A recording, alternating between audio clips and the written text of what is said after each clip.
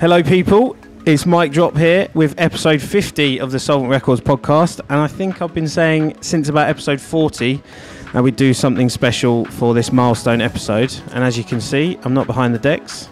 I'm here in the Hospital Records studio talking to the head honcho, Mr. Chris Goss. Thank you for coming, Chris. Absolute pleasure. I have braved the heat. Yeah. It was a little bit intense getting here. I got on the hottest bus I think I've ever been on. Well, I'm glad you made it. Thank you very much. So just before we start, just got to gas it up a little bit because, you know, as a Hospital Records fan, my first Hospital Records CD was Hospital Mix #1 for like £5 in like 2001. 2001. High Contrast, Make It Tonight, first track. If CDs could get worn out, I think that would be worn out. So I mean, it's, you know, real privilege for me to be here to talk to you. I should also say, Flavor D said to me when we first met her, and she came down to like talk about signing some project from her. She was like, first ever drum and bass CD I bought, Hospital Mix 1. There you go. So you're in good company. I'm in esteemed company. Excellent. So yeah, well, obviously we're talking about the big news, which is Soulvent Meets Hospital. Chris has selected some of his favourites from the remix project we've got coming out very soon, which will be on the 29th of July. We're also going to talk a bit about the history of Soulvent and things that kind of got us to this point and reasons for the merger or partnership. So yeah, Chris, you know, you're in a unique position. You've got unique perspective, being Joe's uncle and everything. So just talk to me a little bit about, you know, your views on Soulvent as a kind of, outside is not the right word, but connected person or interested party, I suppose. Yeah, I mean, I guess, you know, inevitably Soulvent is something that I followed very closely. And crucially, before Soulvent came into being, there was a label called Discus. And Discus was this sort of ragtag collective of mates, kind of in a chaotically wanting to just do stuff. Love drum and bass, want to put out music, want to do parties, want to do t-shirts. And so, you know, this would be going back probably, I don't know, 10 years, maybe 11 years. I would find myself going to Leytonstone, to the Red Lion, to my sister-in-law's local pub to meet up with like Jack and Joe and Liam and Kyle and Ryan and whoever else could like get in the door and put their hand up for a Kronenberg and sit around a table and go, so what are you lot trying to do? And like 12 people talking to you at once. Literally that, right? Everyone's like, oh no, but Chris, bruv. Just okay, one at a time. What? And so what are you going to do next? And have you got a logo? And who's in like? But it was. In a way, it was lovely to see just this raw energy and intent. Not really a great many ideas about how they were going to achieve what they thought they wanted to achieve, but this definitive desire to do something, to contribute, to be involved, to be a part of something. And I get that. I totally get that. I get the passion and the intent. And, you know, so me just sort of going out to East London on a fairly regular basis just to sit down with the guys and just share some ideas and give them a little bit of advice and encourage them more than anything. I didn't want to tell them what to do, might tell them what not to do, but to see them, you know, passionate about new artists, you know, new drum and bass music, try and work out how they were going to find a venue to do a party, all the regular kind of stuff that many of us have been through before. And it was, you know, it was great, but I think a lot of us could see that it had a relative sort of shelf life because there were just too many voices and not enough clarity about who was doing what and where it was going to go. But what mattered was out of the ashes of Discus emerged Soulvent, which initially was this trio of Joe, Jack and Liam, which of course a couple of years later you got involved in that and gave them a little bit of a common sense, particularly when it comes to, let's be honest, when it comes to like figures and let's be honest, some of the boring stuff. Yeah. Because most of the people that you and I know in drum and bass of any age, like, do they want to talk to you about royalty accounting? No, I think there wouldn't have been a spot for me if any one of those guys could sort of count or do a spreadsheet. But it's way more than that. Like you do yourself a disservice. It's way more than that, and it's someone has to say, like, you know, for hospital, you know, initially this Craig Dawson, who's one of our directors, because he was someone that was like, look, I am going to dedicate myself to the finance side of this company, and that's essentially what you did. And they were very lucky for that, because none of the three of them had the first clue about finance or royalty accounting in the same way that neither do I. I know the basics, but at that point, you know, that's also a sort of key point at which, you know, as a group of friends or a group of colleagues, you know, you start to, I think, hopefully find your feet, feel a bit more professional, a little bit more sensible. Like, okay, you know, we've got the creative covered, we're doing well with the promo marketing, we're learning about these aspects, but also if we've got a keen sense of the financial and we can learn about the paperwork, we've sort of got all the basics covered. And that's an essential forward-thinking attitude about if you really want to grow something, if you really want your label, your brand, your logo to be something. So I think in many ways the boys were lucky that they had that grounding in discus. To get their feet wet, make a bunch of mistakes, learn the things they didn't want to do. And it really informed how they then evolved into this new label, which, you know, it's remarkable to me, this 8 years ago. But of course, when they started and they had this sort of second wave, you know, I was keen to just, you know, get their ear and see how they were getting on. And if possible, continue to offer a, you know, useful bit of advice here and there. And from that early sort of 12, 18 months, I think it quite quickly emerged that the A&R side of things was really coming together. You know, from a very early Harry Bryson to someone like Ben BMotion. And that's just in literally the first handful of singles. Yeah. And it just felt like a real step up for me. And I just wanted to see if, and this is purely as a fan and a family member, just to sort of in that second year, to try and keep encouraging them, offering hopefully the right level of input where they might need it, but nonetheless ensure that I didn't want to get in the way. Just kind of go, yeah, look, I think you're doing well, but have you thought of this or have you thought of that? And, you know, it emerged to the point where realistically they do a compilation album and a couple of EPs, and then you get a Pola and Bryson album, and you stop for a minute, you think, this label is really finding its feet. This label's finding a sound. It's actually got a small core roster, and these are elements that I identify with from my own early stages with Tony of doing Hospital. So I get it. I really get it.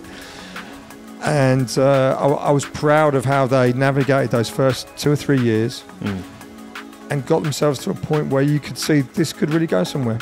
And as part of the preparation for this show, you've picked for us some Soulvent Backcat tunes that mean a lot to you. And the first one that you've picked is from SV003. It's the B-side from BMotion. It's called Reflections. Yeah. Why is that? Why did that one stick out for you? I suppose on the one hand, like, you know, I remember it being one of the first things. I mean, the third thing on the label that made me sort of sit up and just feel that here was a label really contributing something original and something that mattered. I didn't know anything about Ben. I really loved the single. I really like the B-side. There's always something satisfying about loving the B-side. I don't know why. It's a slightly obtuse thing as a fan or an A&R guy or something. But and in a way, that was kind of like, if you like, it's kind of endorsed when in working towards this remix project. Fred V very specifically said to me, I want to remix Reflections by BMotion. I'm like, yes, absolutely. I've got some questions about the process at which you have to go through to arrive at such a complicated and monumental project, which we'll get onto later.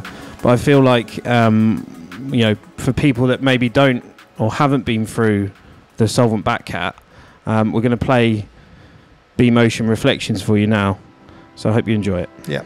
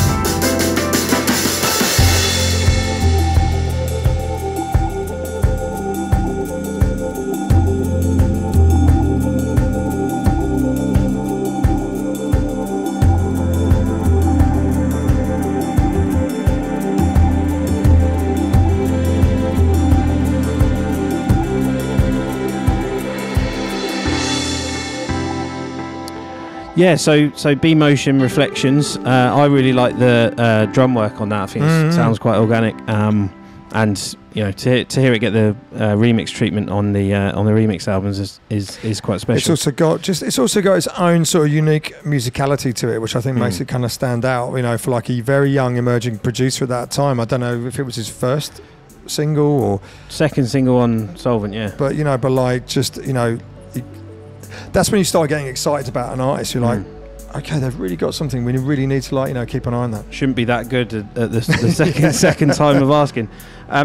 We were talking off air just a minute ago about, you know, BMotion moving on to Viper and John and Tom Galaxy and Jack and Harry, you know, moving on to Shogun. And I guess the sort of instant reaction that we had at the time, or the guys had at the time, was like, oh great, leaving us behind. But I think as time's gone on, certainly Joe started to see that as a bit of an endorsement, really, rather than you know, anything negative around it. 100%. You know, I can remember talking to him and probably Jack at some length.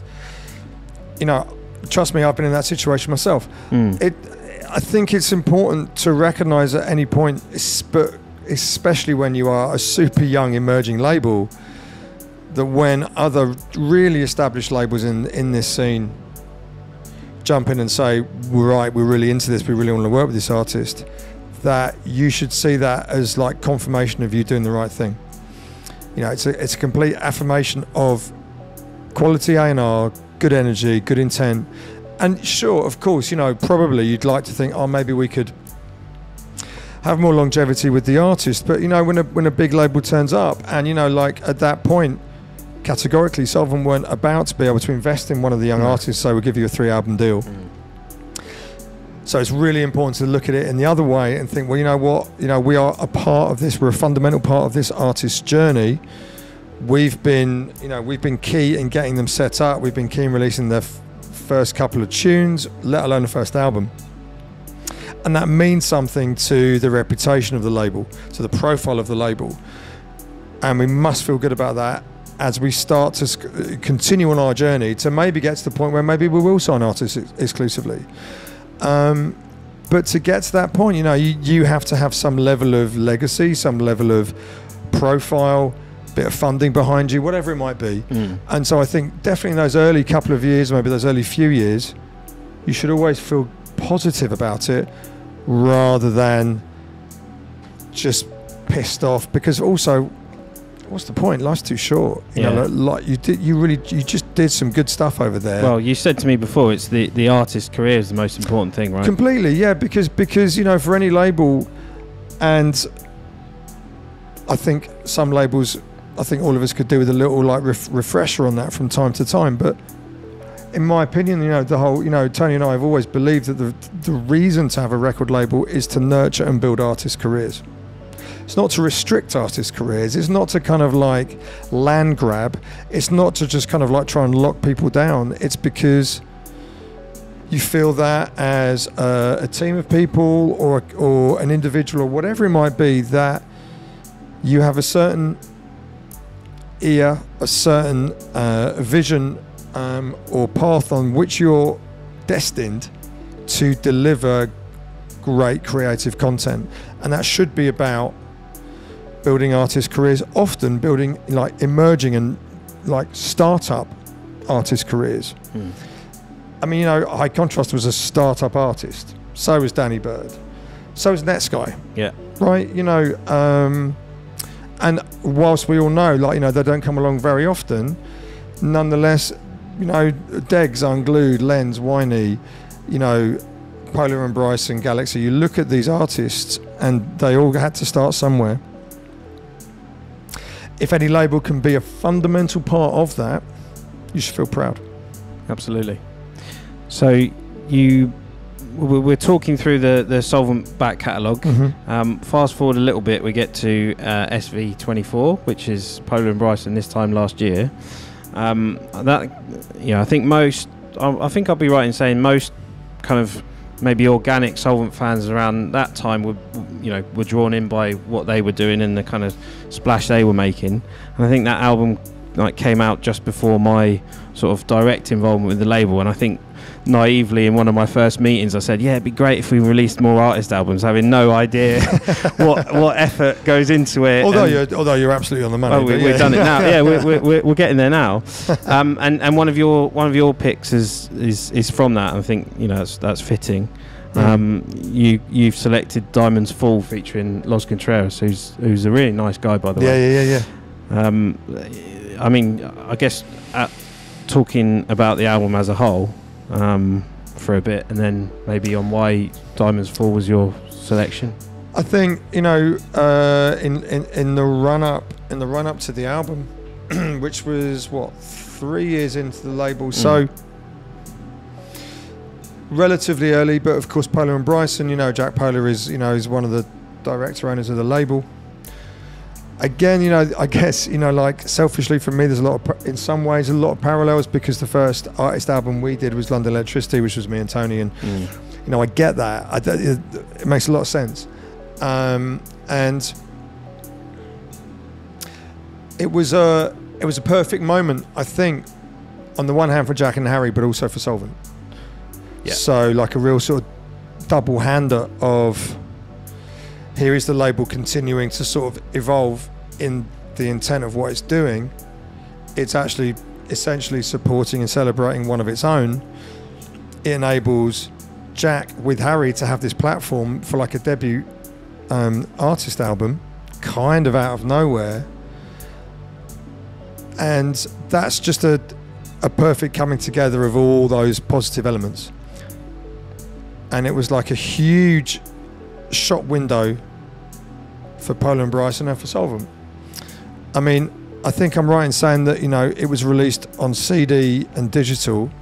Yeah. And then it took them a little while to crowdfund to get the vinyl together, which I like. I like the fact that, like, you know, there's still that very slow, gradual approach of like, maybe we could get the money to, like, you know, you look at the profile that the guys have now as artists, and it's maybe surprising to think that, but 6 years ago it wasn't like that. People were still like getting to know who Pola and Bryson are. Yeah. But that's all good. That's exactly like, you know, how artist journeys are. And so clearly I think it's a, you know, it's a super important moment in the, you know, in the growth of the label. Similar to say Pull the Plug or True Colours. You know, one of those albums that like makes you feel like you're really establishing yourself as a brand. You're really maturing as an A&R team. Your label is growing in stature, and you're actually, you know, you're offering some significant opportunities to talented artists. A real milestone project. Totally, absolutely. And, you know, and it's an album that stands up today. And I also remember, like, you know, when it just randomly, I can remember, you know, after it was, well, no, when it's on promo, like Spy kind of ran me and is like, you know, like, Chris, have you had the Pola and Bryson album? I'm like, yeah, of course I have. Like, it's like, oh, it's amazing. I remember he put a tweet out that was like, I would sign this if I could, you know. You know, and that's like, you know, things like that. That's, you know, that's all the endorsement anyone needs, you know. So, you know, I mean, I just, you know, on behalf of the label, you know, I just felt great about that, because that was just a very honest reaction to a quality soulful drum and bass record. And of course that kind of continued, and you know, and the boys have gone from strength to strength. So just before we put Diamonds Fall on, got to give a shout out to Loz, because as we said, he is a super nice guy. Yeah, that lots of twinkly sort of nice sounds in this track. I think, to be honest, like, you know, in dipping through the record again recently, I was like, you know, I probably could have chosen a whole bunch of different tracks. I guess it was just, you know, for me, it was one of a handful of sort of standout moments from that record that were just like super catchy, really well put together, though nicely layered. Cool to bring through someone like Loz as well. There's a number of collaborations across the record, but yeah, you know, like, it's just, you know, you can put it on now and kind of think that's a feel-good piece of music, and I like that. Check it out.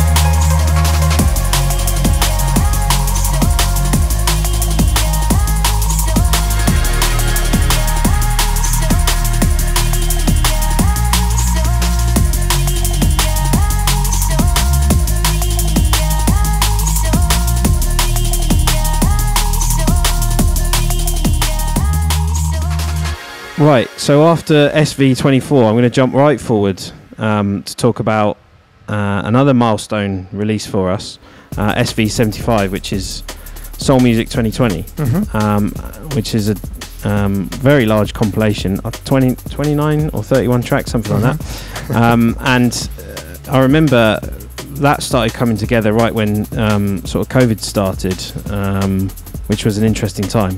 And that was really when we first started talking about doing this merger and partnership. Yeah, I remember it well. And that, I think that's when the kind of, you know, connections, doors started to be open, etc. You know, big standout tune for me on that one was the Blade Runner tune, Don't Let Me Go, which still gets a lot of hammer today, which is great.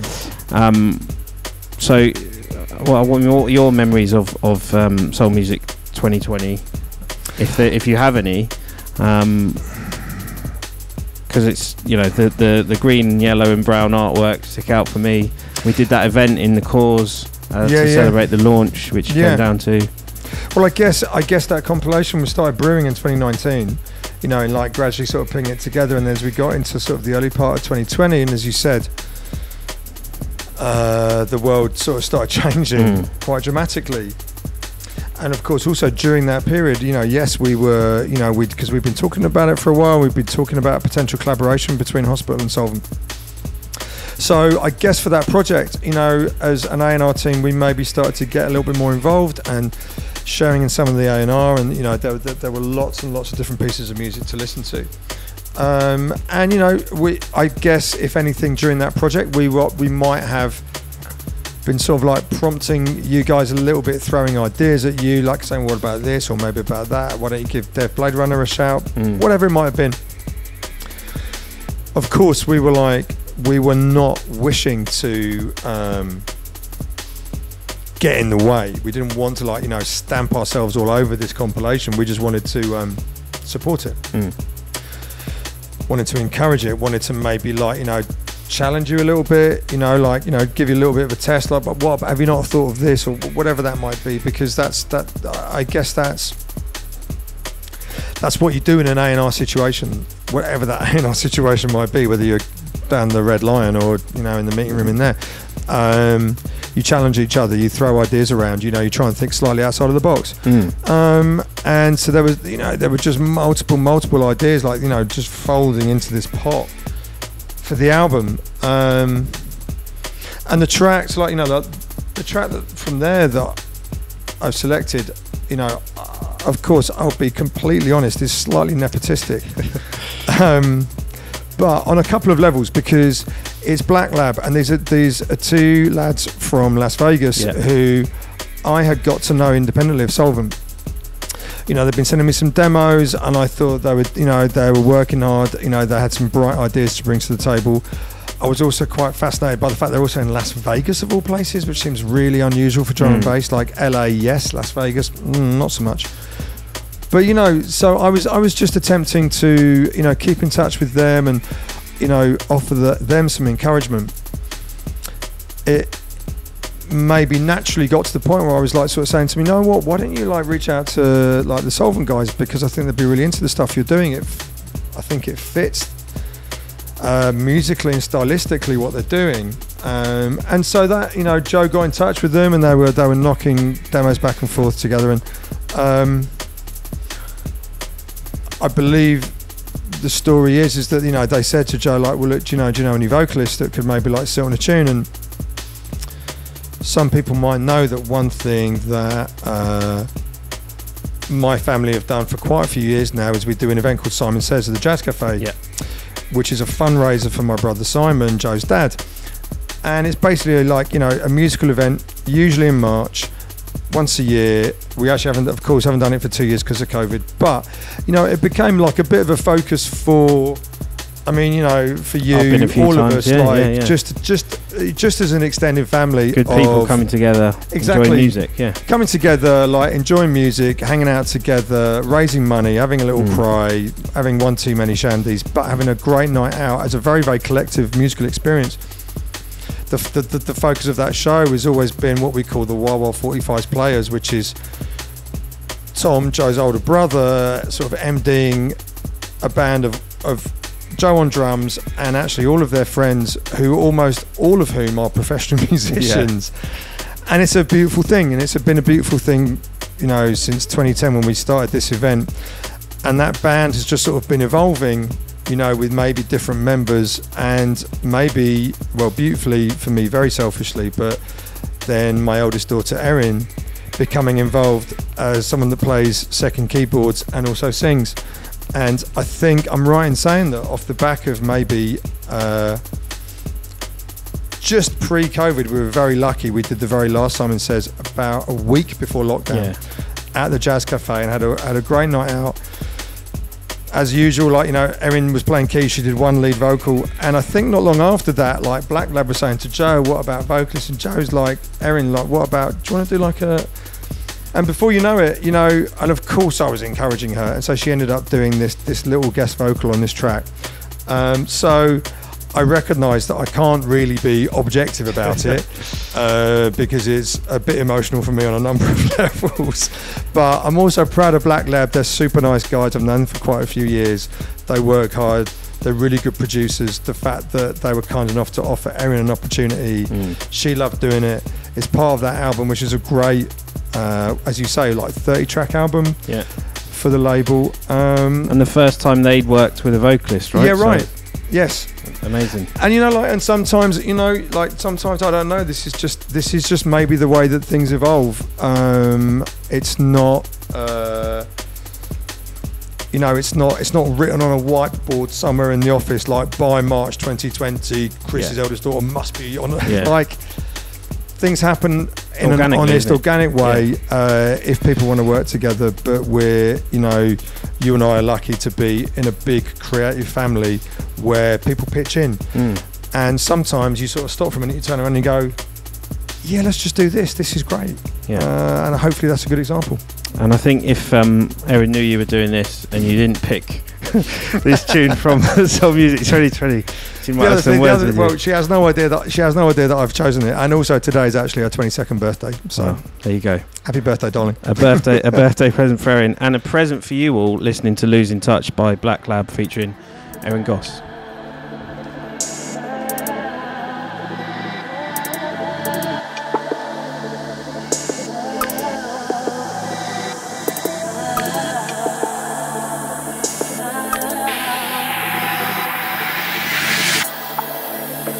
I can see it fading, don't let it go. Or am I lost on my own? Can you really be too blind to see the obvious that's out of reach?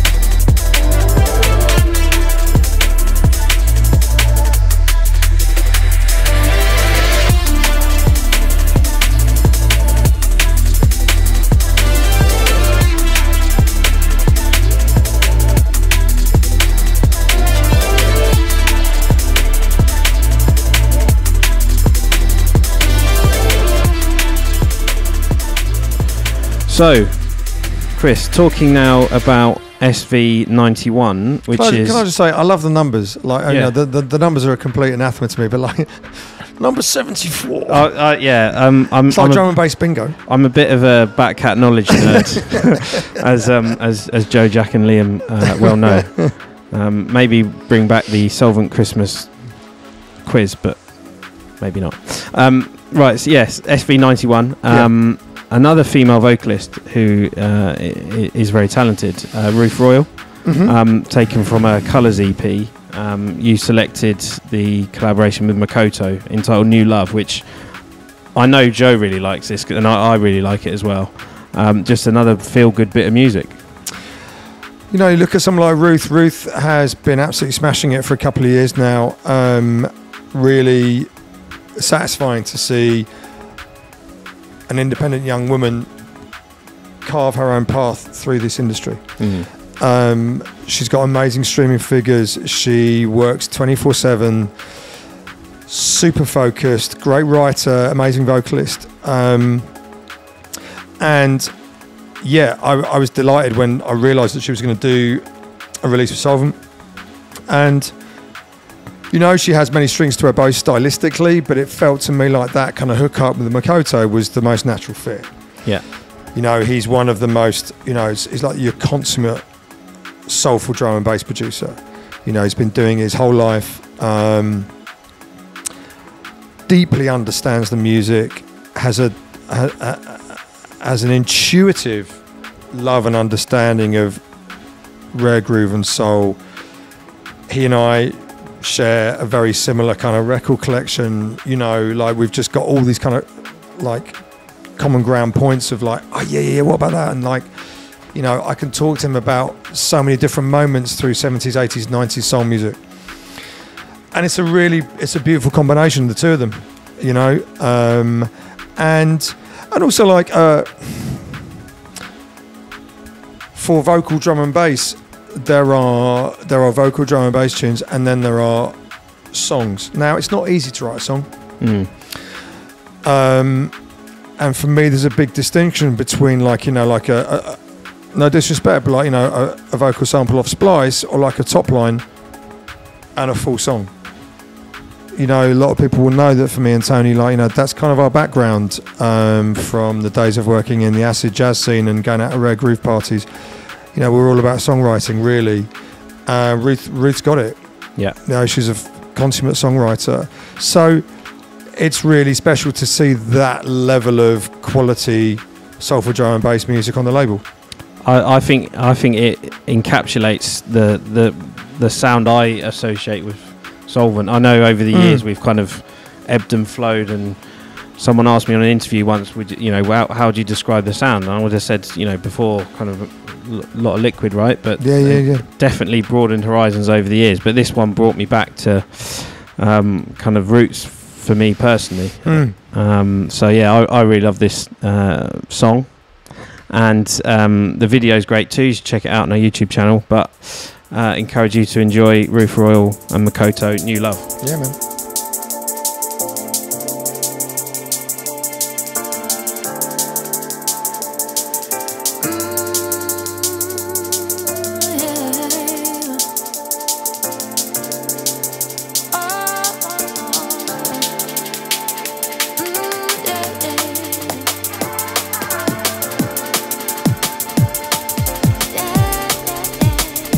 Looking at you, there's nothing else I can do.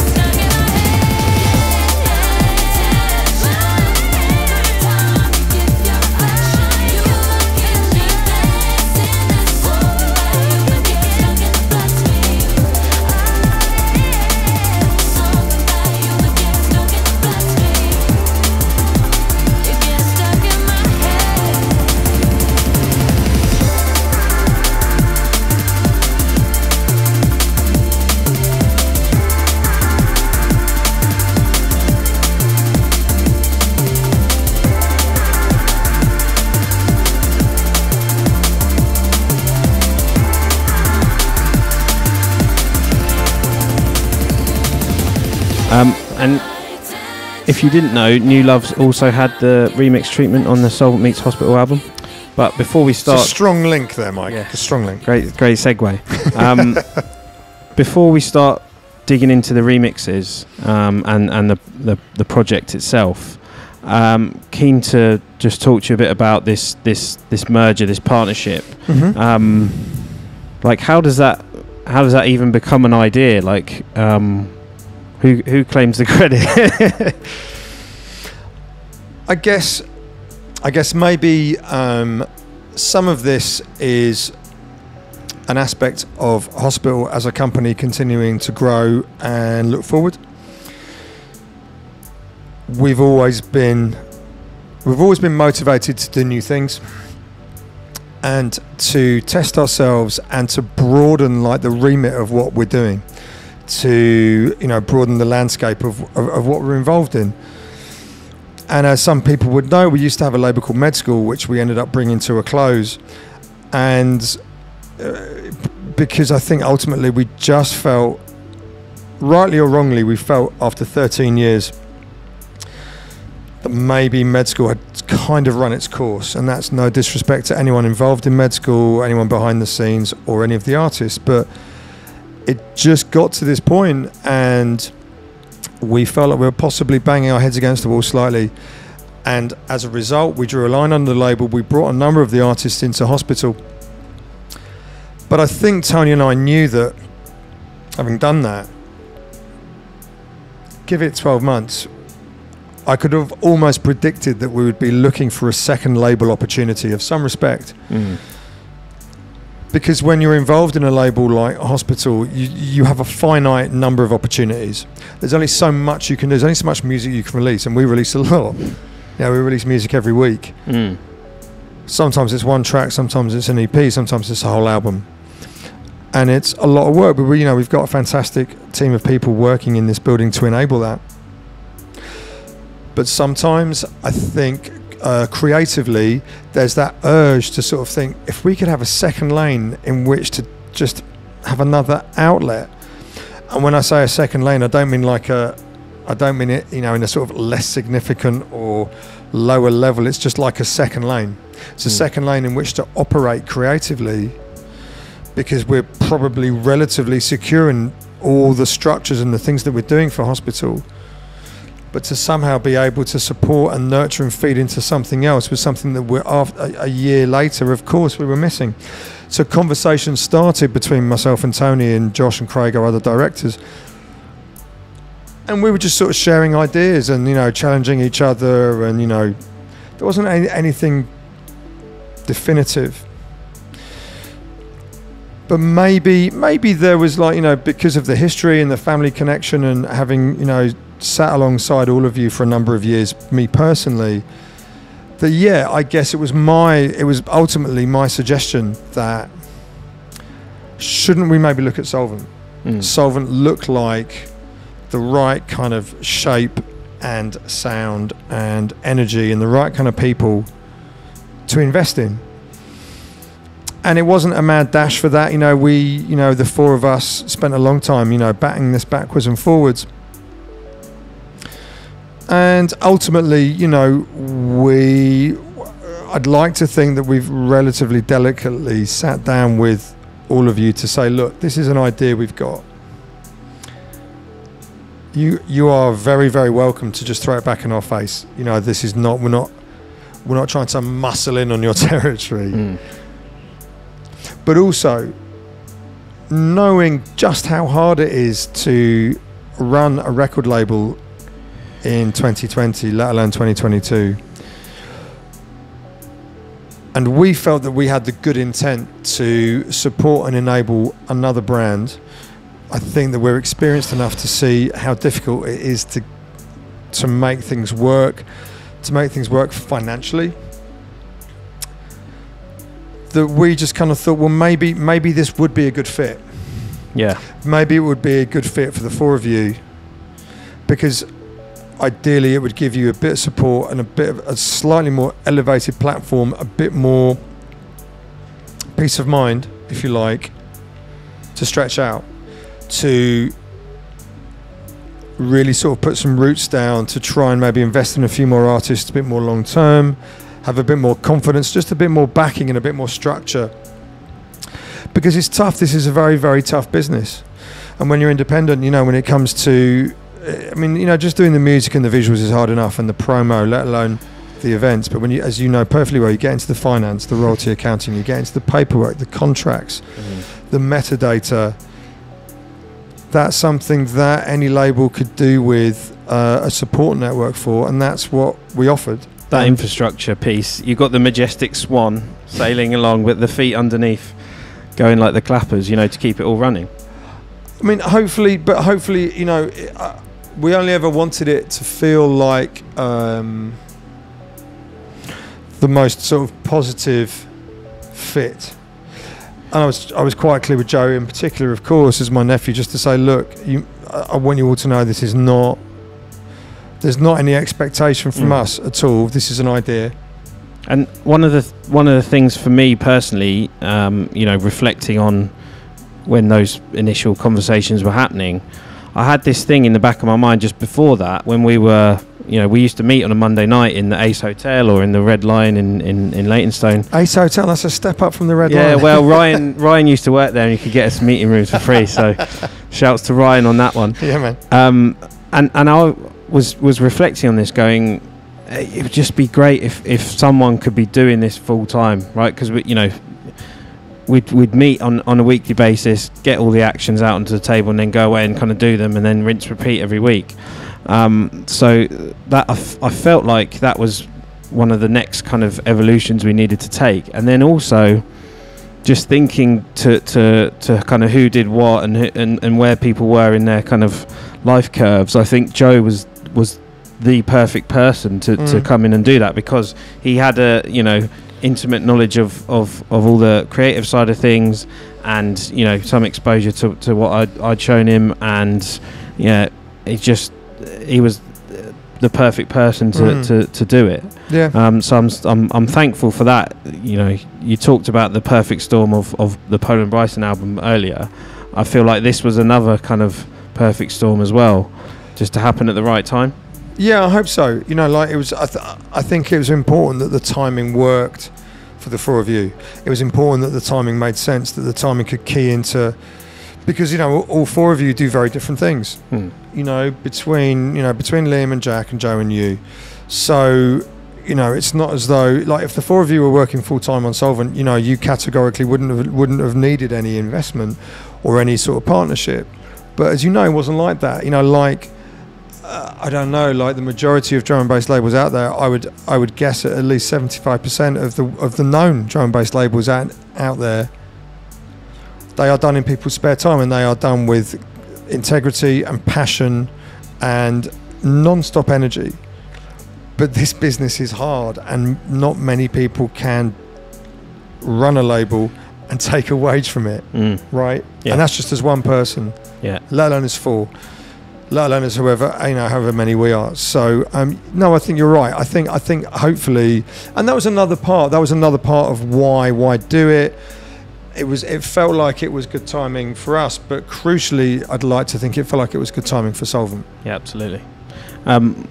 Going from, you know, one release a month when I joined, I was like, we need to do more, we need to do faster. But, you know, having that kind of like rose tinted fan glasses on, not really knowing how much work is required to really, you know, turn the tap on more. Yeah.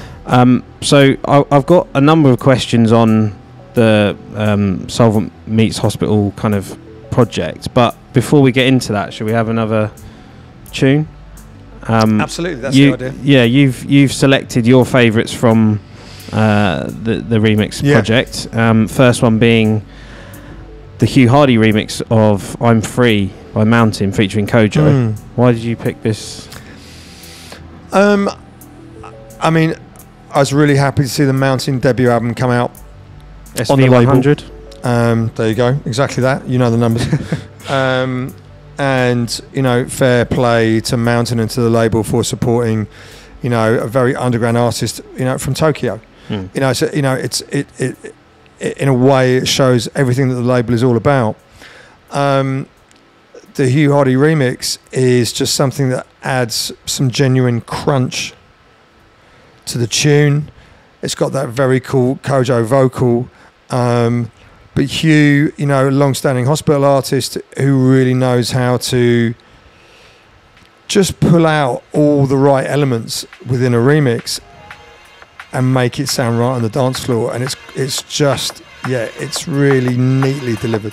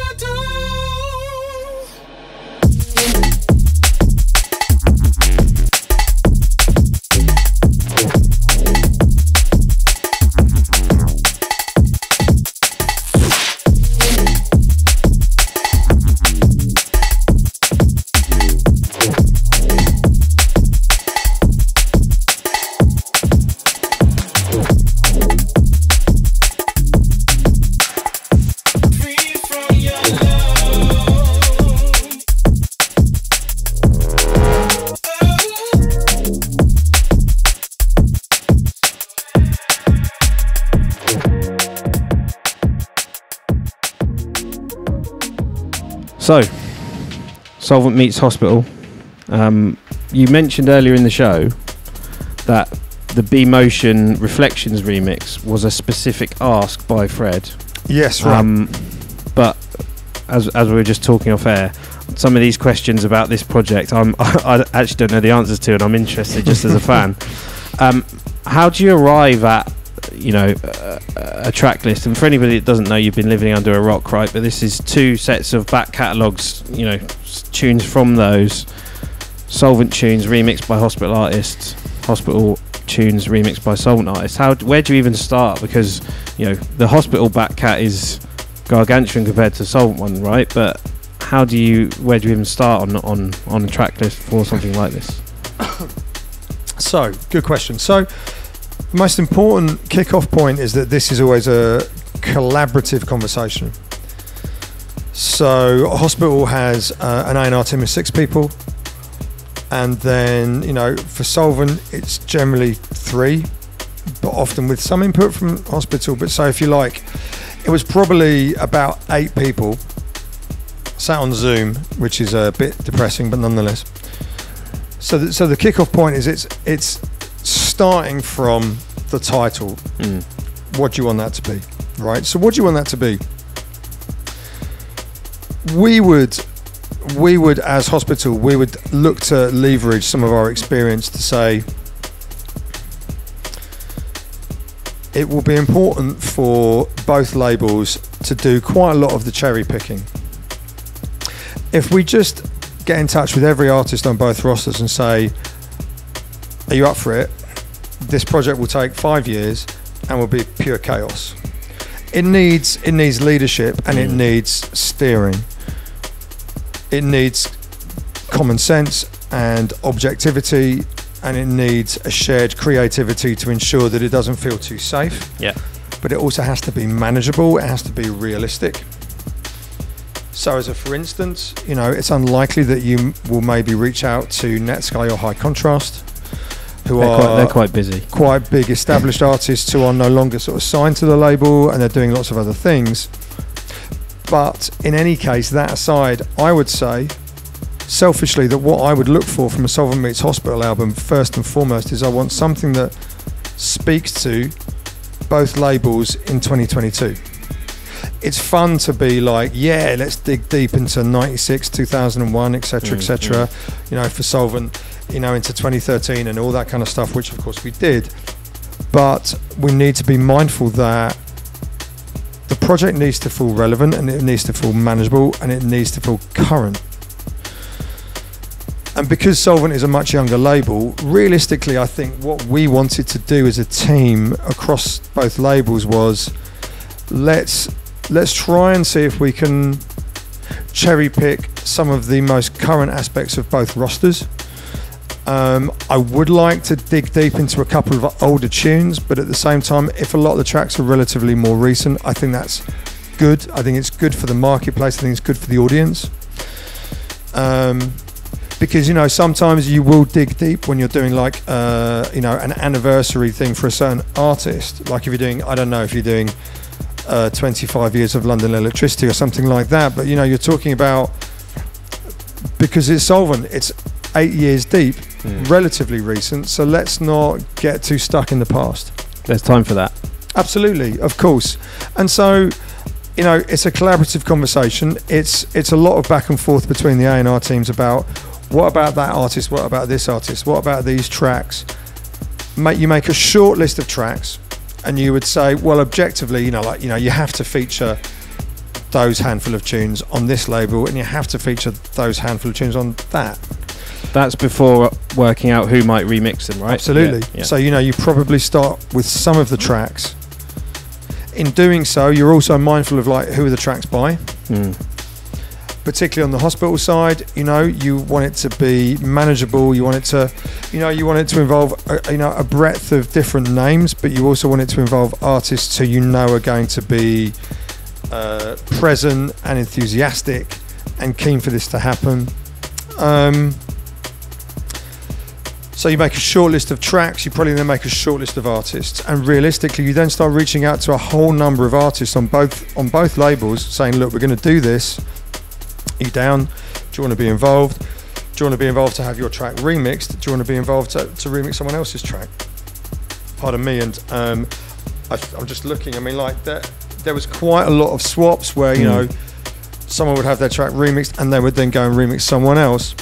But at the same time, of course, we also want it to, you know, we want it to be as imaginative as it can be, so that it's not just, I don't know, 12 artists remixing each other, because that's too easy, right? That's just not exciting.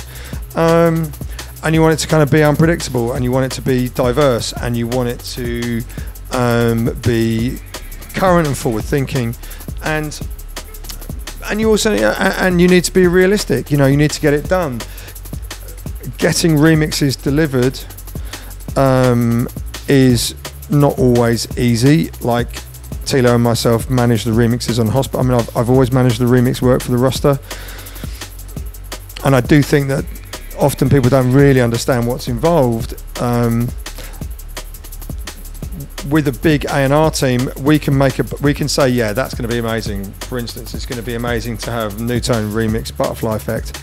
Yeah. But that's before we've even spoken to Newtone. Yeah. Now, Dan, like any other artist on any label, might say, you know, I'm not really feeling it, or I'm just going on holiday for 4 weeks, or etc. Right? Or, you know, Fred V might say, yeah, but when's it coming out? If the album's coming out in July, I've got a remix coming out in August and a remix coming out in September. So there are practical reasons, there are commercial reasons, there are creative reasons.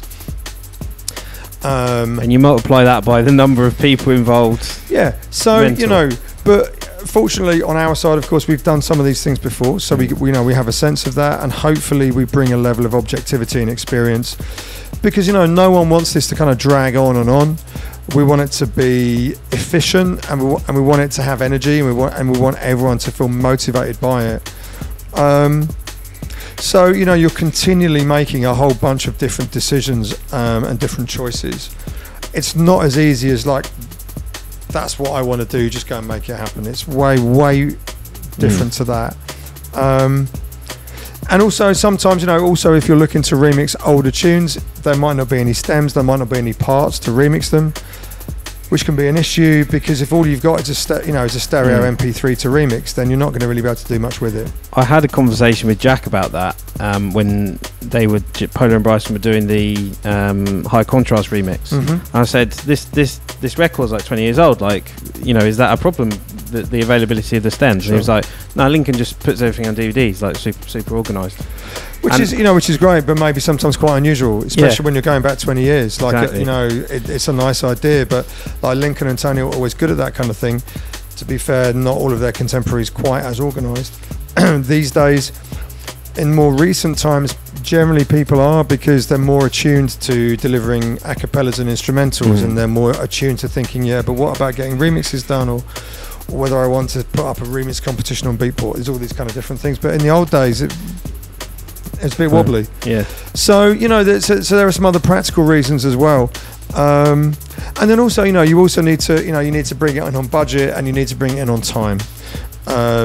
Plus you also would like to have stylistically a relatively broad landscape of sounds. You don't want it all to be firmly in one sort of lane, or just very soulful vocal tracks, or all super dance floor, or very headsy, or whatever it might be. So you're also looking for that as well, to deliver kind of like, you know, value and imagination to both labels. So, you know, it is, in terms of the album projects that any of us might work on, it's a lot more involved, and there are many layers to it, and of course, sort of 24 or 30 different people involved. You've even got just like the approvals process. You get the remixes finished, then you've got to like get, if you've got Askell and Hilaire remixing Winslow featuring Pete Simpson, then there's 4 people that need to approve that. You know, that's just one remix. So there, you know, there's those aspects as well. Yeah. Well, you mention it. It's a great segue. Again, we're great segues on this podcast. One of your selections was Winslow featuring Pete Simpson, Everything and More, the Askell and Hilaire remix. I enjoyed the original, but then there was something about hearing Duncan's vocal on this remix, which just refreshed it again for me. I really enjoyed it. It's Pete and Duncan on the vocals, but I think you know, like there's a great example of when you get a remix delivered. If you require a remix and you invite a remix, don't do it for the sake of it. Don't do it just because you just want to get someone's name on there. And like, you know, you need to have, as the owning label or as the artist, there needs to be some reason and some vision about why you're inviting that particular artist to do it. And they're fantastic producers, Askell and Hilaire, and they genuinely brought their own feel and their own identity to that remix, which should be part of the process. You know, if it's just putting a different drum track underneath the same a cappella and chords, well, why bother, you know? Well, there you go. Winslow featuring Pete Simpson, Everything and More, Askell and Hilaire remix.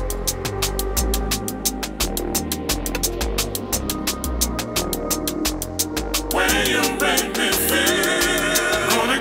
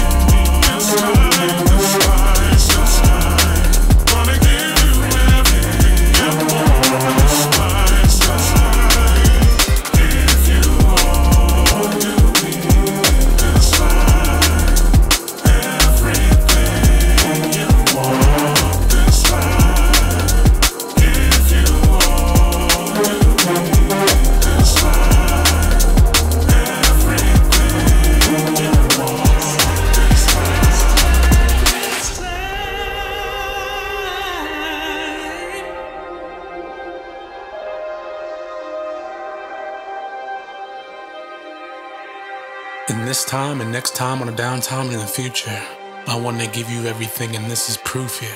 You know the feeling sublime will never be lost for time. How many ways, how many times I prayed for love and then I found you, and I believe that there's no one better for me. I'll do my best just to please you. I give you all that I am, and loving you I can see that I am truly loving me, yeah. Another chance to show you my heart. It's like a dream come true, yeah. So many ways I wanna express the way you make me feel. I wanna give you all this time, this time, this time. Wanna give you everything and more this time, this time. Give you everything, give you everything, give you everything this time.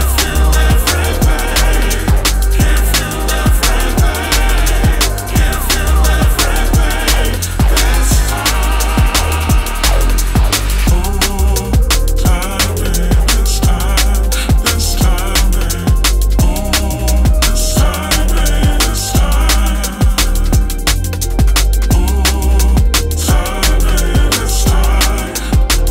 give you Right, that was Winslow, Everything More featuring Pete Simpson, the Askell and Lair remix. So just continuing on the theme, talking about your memories of Soulvent. We put a few events on over the years, and I've seen you at a lot of them wearing your Soulvent or a Soulvent t-shirt of sorts. You know, so it's always been great to have your support. But you know, just give us some of your memories of Soulvent events past, and then we can talk about some of the upcoming ones. Like literally as you were talking, like one just occurred to me, which I think I'm right in saying was the Pola and Bryson album launch at the Red Lion upstairs in Leytonstone. Yeah. And that's just like classic Soulvent all over, which is like, you know, the function room, which to be fair, it's a really classy function room. It's like a ballroom. For anyone that knows it, in East London, the Red Lion in Leytonstone has this fantastic ballroom upstairs. And so there was a launch party in that room, which was packed, which was just like, you know, super rowdy, super raw, but like very, very genuine. So I'm guessing that would have been 2016. 2016, yeah. Around the time of the album dropping. Actually, before that, I didn't realise. Thank you for the link. I didn't realise that in January of that year, we did a one-off event at the Ministry of Sound, which was kind of it was showcasing Dolby Atmos, and Dolby Atmos is this like 3D wraparound sound that Dolby have created, and they installed a sound system in the Ministry of Sound in the main room, and they invited Tony, and along with actually also TC and Rezo, who pre-mixed some tracks especially for that set, to kind of DJ in 3D Dolby Atmos in the main room Ministry, which is quite a big deal.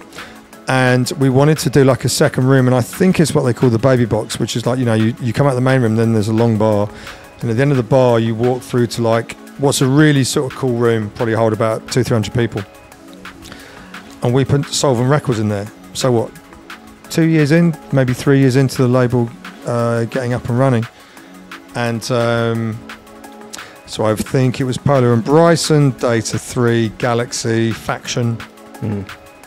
And I just remember going in and kind of having to just climb through the crowd to get in, which is always a good sign. Yeah.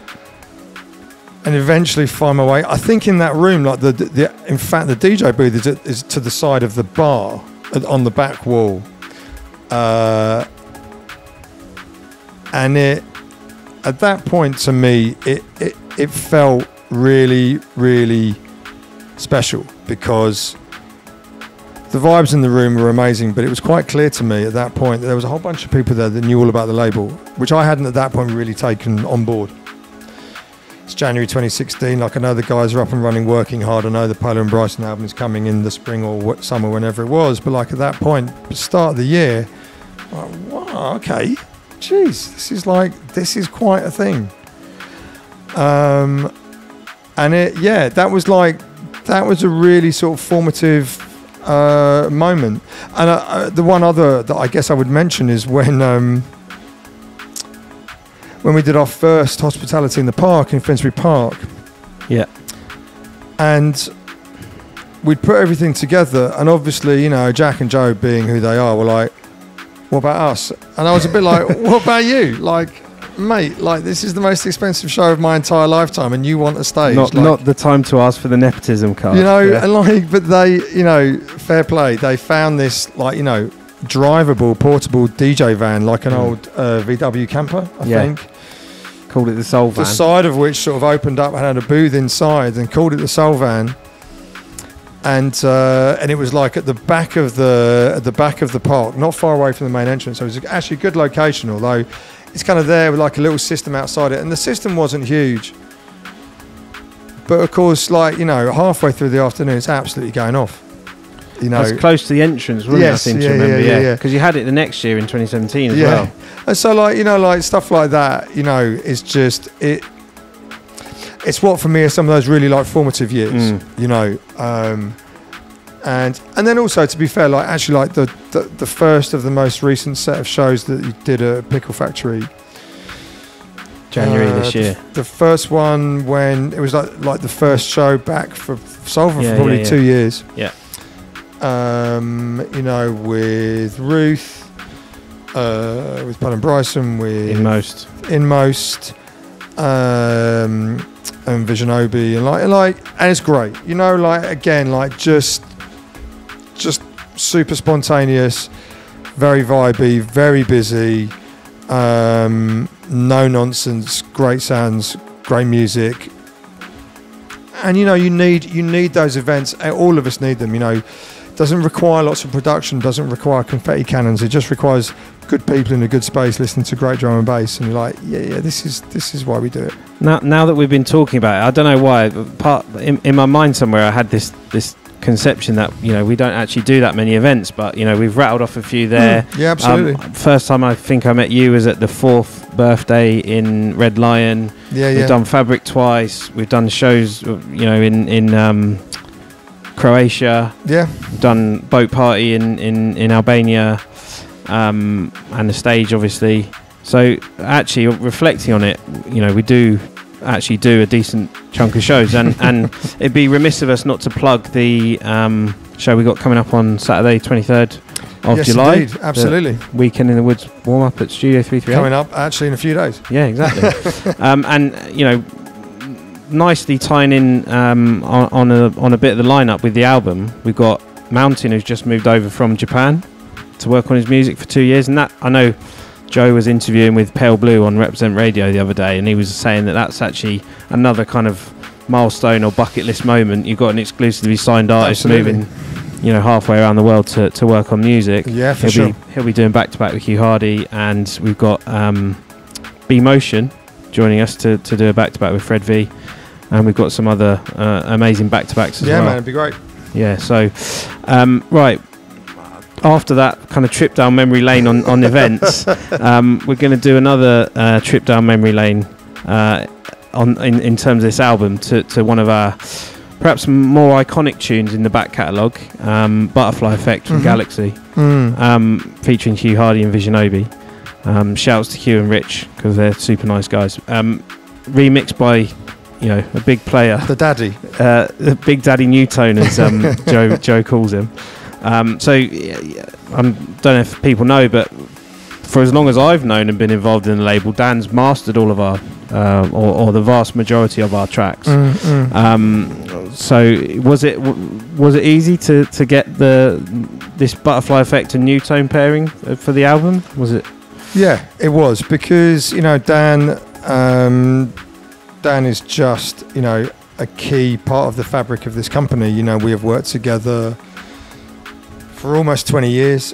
You know, he was basically the leading light of that entire Cambridge movement in the early 2000s. Dan came on board as, you know, as a member of the team sort of officially in 2014. when Tom Kelsey left the company, and so sort of departed the A&R team. So Dan filled that very large pair of shoes that Tom left.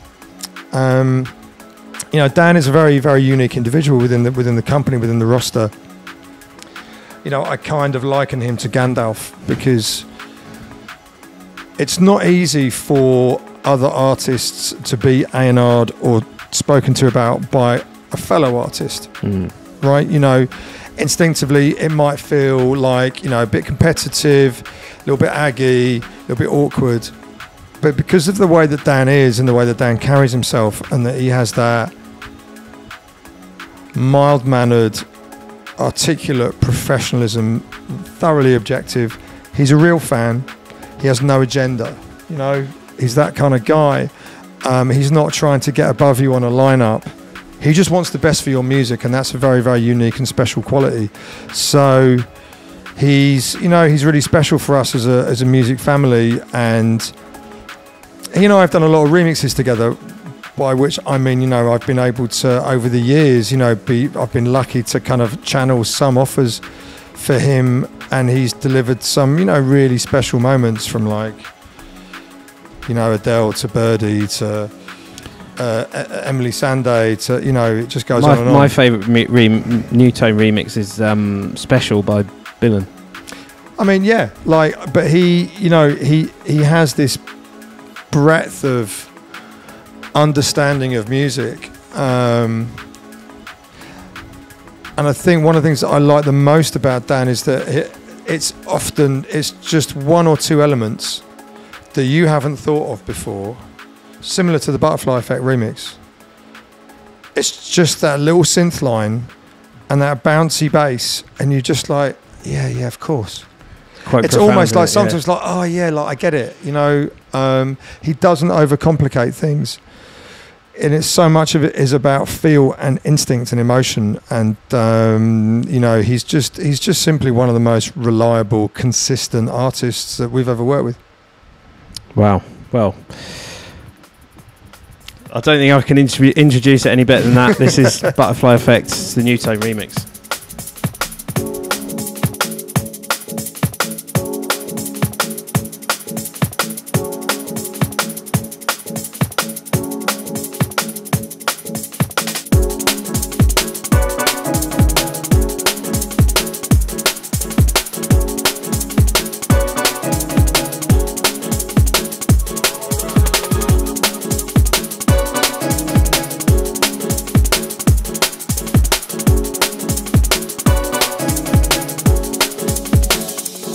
Across the landscape as the light fades, shades of red blend away into a lost trace. Follow the shimmer as it warps the colors.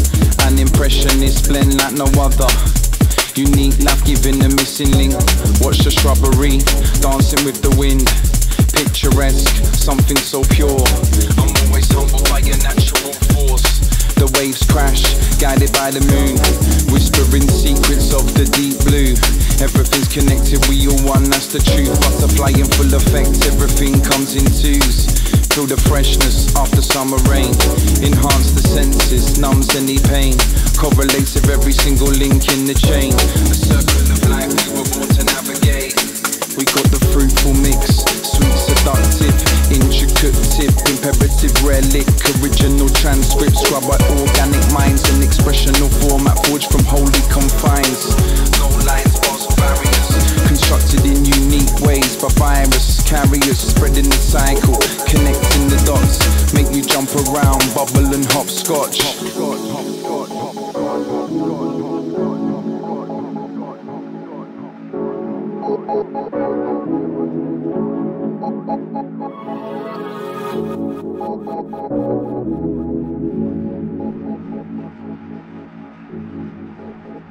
Butterfly in full effect, everything comes into.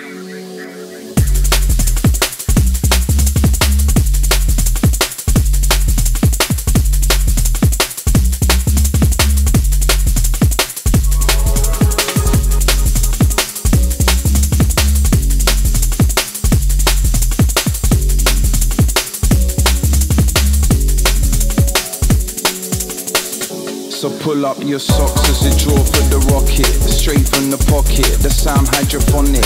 Lights up a dance, spread a little love, have a laugh.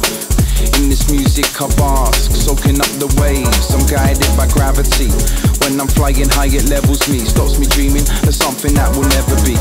Evidently graces my palette with reality.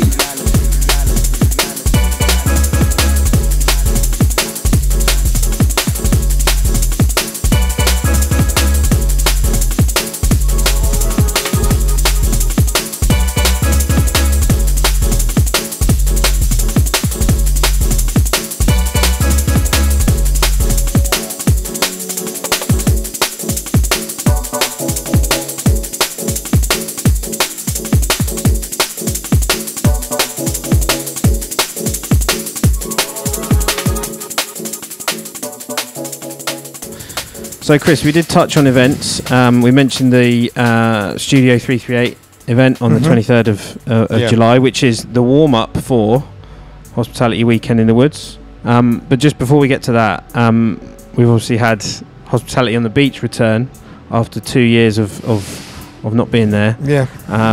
Which is quite emotional, certainly for me. What I think what everyone needed after 2 years of not being able to do it. What are your reflections on Albania? Albania was a lot. Albania was a fantastic achievement. It was quite a lot of work. It was quite a challenge in many respects, as so many people that supported us and came out know it's not the easiest country to work in, and the transport, to get there, you have to really want to get there to get there. It's not just like a Ryanair flight to Mallorca and you're raving in 20 minutes. But that's why it's special. With places like this, with places like the Albanian coastline, there's a reason why it takes 4.5 hours to drive there in a bus, because it's unreal. I've never really seen anything like it. And I categorically believe that in all the shows that we've done in 21 years, it's the best looking, best sounding show I've ever been involved in. The drama of the mountains, the ocean, the sand, the coastline is really special. We're also very blessed that there's no sound restrictions. So the way that you're able to actually design sound for all those different spaces. I mean, it's a first in my career when DJs were coming up to booths kind of saying, could you just turn it down a little bit? Wow. So that's a good lesson. Yeah. But it was really, really special, and it was a lot of work, and I know that it wasn't perfect, and I know that there were a lot of things that we want to improve about it. But I'd like to think that overall the experience, the creative content, the music and sound, the weather, was really, really unique and really special. So of course all the events team are working really, really hard on our beach for next year, we're looking forward to an even better show next summer. Yeah, well, the shows keep on coming thick and fast, and not long after the show on Saturday we've got Weekend in the Woods making a return. Yeah. More hard work for yourself and all the people sat out there. What are you looking forward to most about? Well, we were very, very blessed that we were able to actually deliver a debut Weekend in the Woods in September last year. Most of us know that, of course, 2021 was still very, very tough, and shows only gradually came back online in July of that year into August, and there was lots of uncertainty and a lot of COVID, and so it was, for all sorts of reasons, that debut weekend was just, it was kind of a little bit all over the place. But my main takeaway from that show was that it actually just felt like a reunion.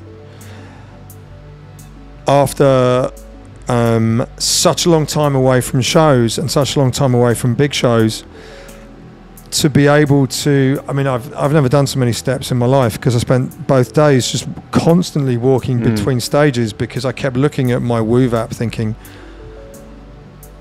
I want to go and see DJ Hype and say hello. I want to go and see Particle and say hello. I want to go and see Marky. I want, and I mean that in a genuinely positive way of, I'm just looking at the 160 artists across 2 days, just wanting to say hello, how you doing? Thank you for being involved. Thank you for supporting. It's great to see you.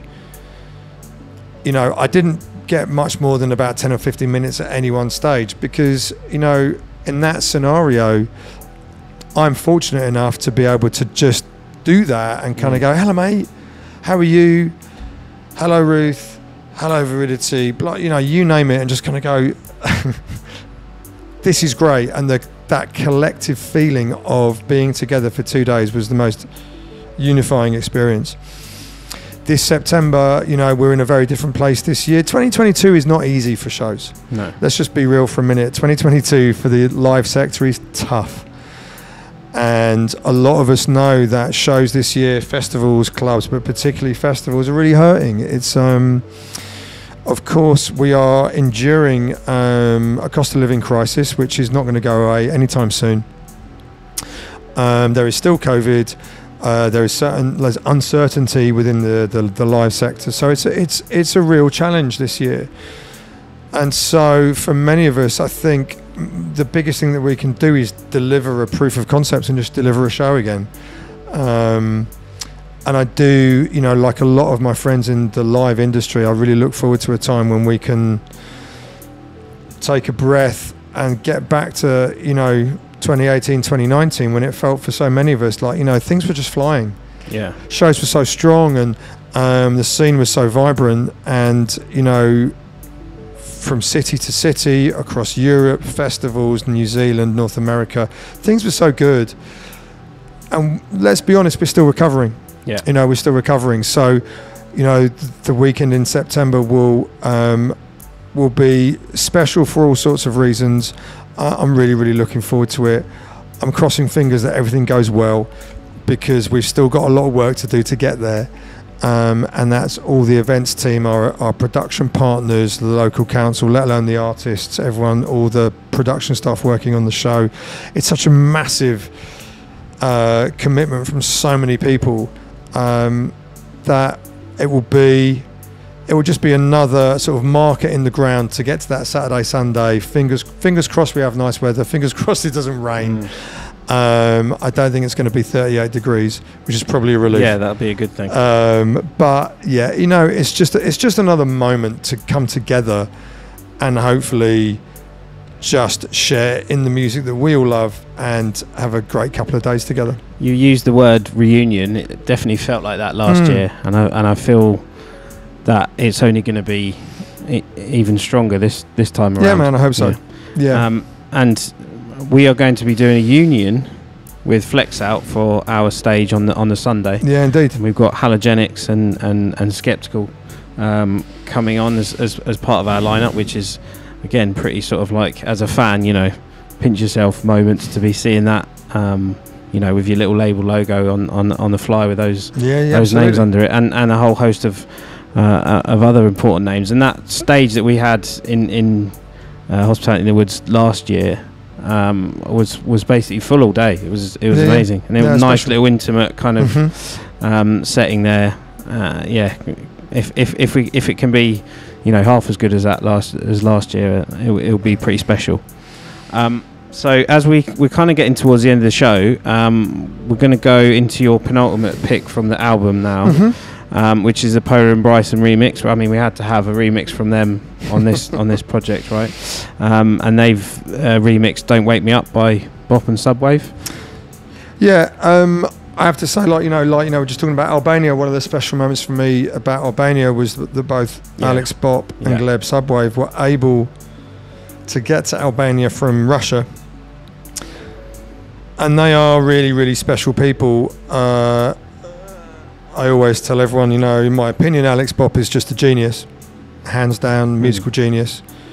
I've never really met anyone like him. The things that he's been able to create and deliver over all the years that we've worked together, he just has an entirely unique perspective on electronic music. The coming together of him and Subwave is really special. You know, Gleb, we released some of his early tunes, Future Sound of Russia.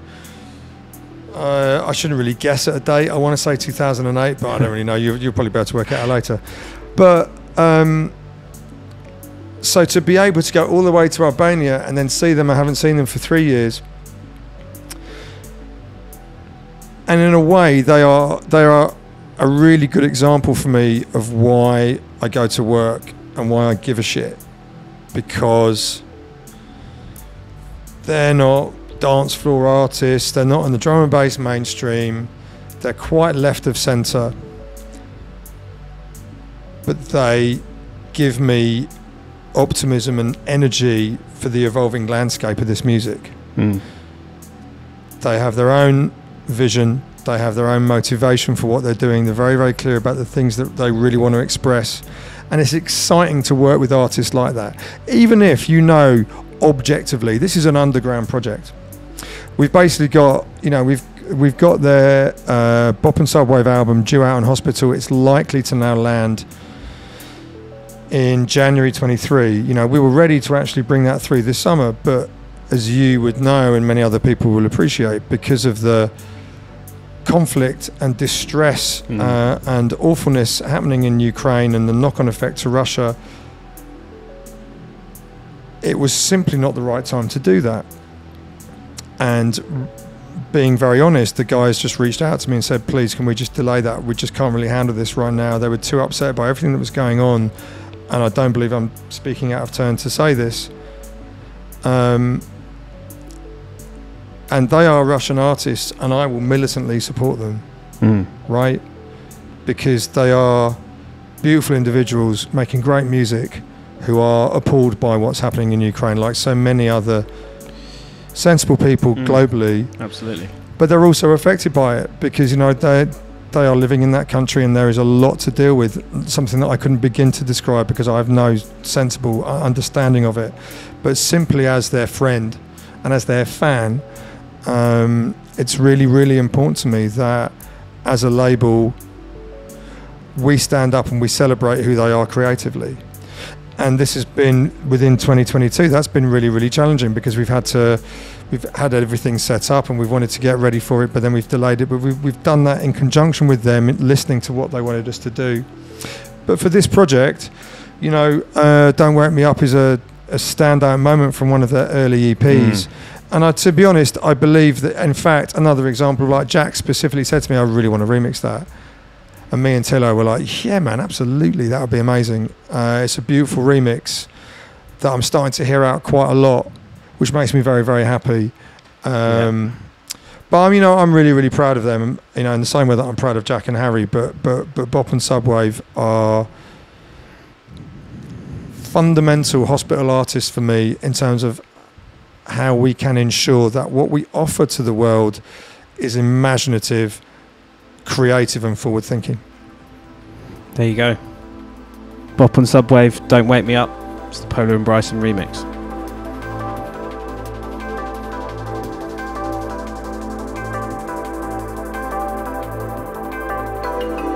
So many times I've heard promises of romance. Can't explain what I'm sensing. Every part of me trembling as I feel that you got through my defense. And I should know by now to always touch the ground. I forget, enchanted by your face, I found my perfect place. So don't wake me up, don't wake me up.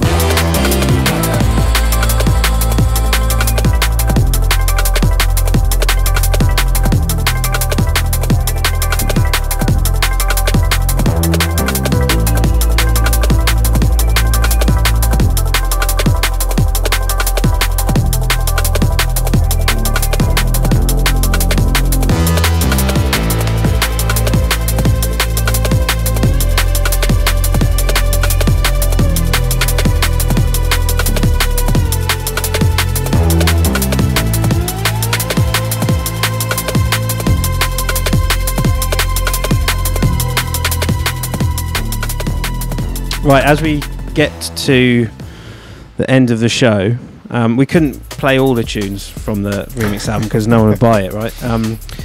But just wanted to kind of close the show by asking you where you see this after this project, this remix project, where you see this partnership, this merger, this whatever you want to call it, going in the future, and where do you see it going? I mean, the first port of call for that question is what you and the Soulvent team are looking to achieve, because the whole reason to do something like this is to be collaborative. It's not for us to just sort of arrive, at a meeting on a Wednesday morning and go, right, this is how it is, lads. Because what's the point in doing that? You want to be stimulated and motivated to get stuck in and to be ambitious. I have every expectation, from knowing all of you, that Soulvent has a range of ambitions about what it wants to achieve in 5 or 10 years. And it's not important whether we actually know what they are just yet. For me, it should start with the creative ambition. It's not, I don't think it's really necessarily helpful to sort of just think in terms of like, how big can our merchandise range be, or can we do shows in Manchester by next year? Yeah. I feel like it should and must stem from what the creative intentions of the label are and what the label's artists are.